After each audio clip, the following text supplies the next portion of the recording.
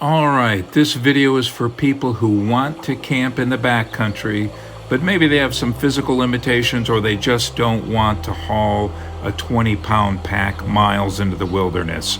Take a look at this sign at the South Landing trailhead in Grand Teton National Park.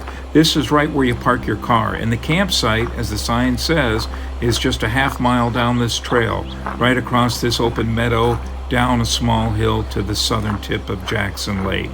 Once you've hiked that trail, takes all of 10 minutes, you'll find yourself right here.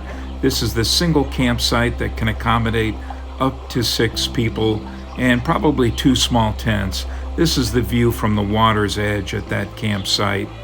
Now, just 50 feet away from where you're going to probably pitch your tent at this site, there is a group campsite that can accommodate 7 to 12 people.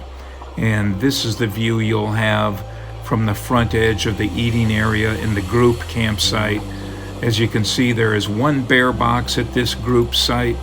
For some odd reason, there are 3 bear boxes at the single campsite.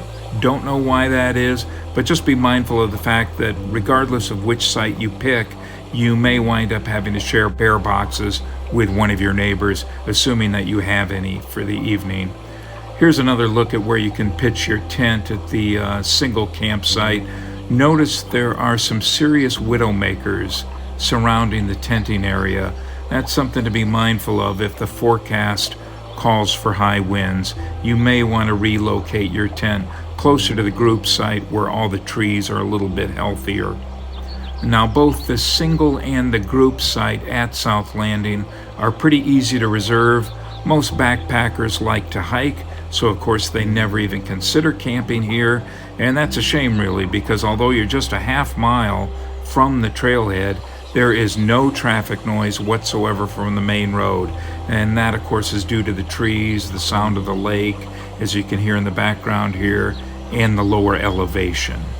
As just one indicator of how easy South Landing is to reach, when I was here in 2022, I was setting up camp at the single site.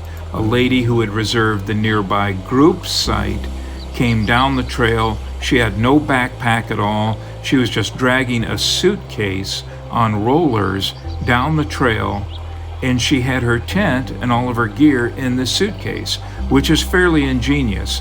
I assume she had a back issue or some physical limitations that made backpacking impossible, but she was still able to camp in the backcountry at one of the most beautiful spots in the Tetons.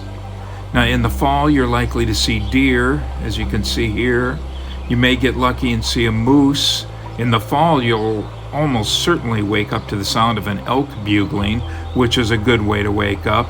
I have never had any bear encounters while staying at South Landing, but this is grizzly country, so by all means, bring bear spray. You may also want to bring a flashlight that has a rapid strobe light function on it.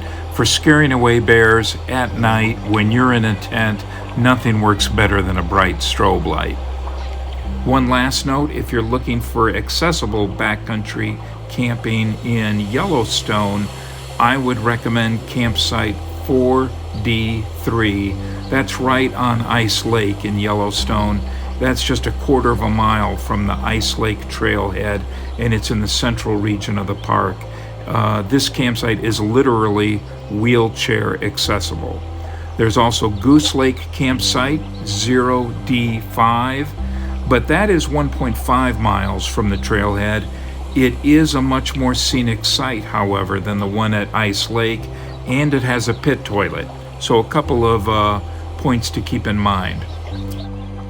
Well, that is about it. I hope for all of you who want that backcountry experience, but without the physical demands or the anxiety associated with backpacking miles into the wilderness, I would highly recommend camping at South Landing. Thanks for watching, and be sure to check out some of our other videos about Grand Teton and Yellowstone National Parks.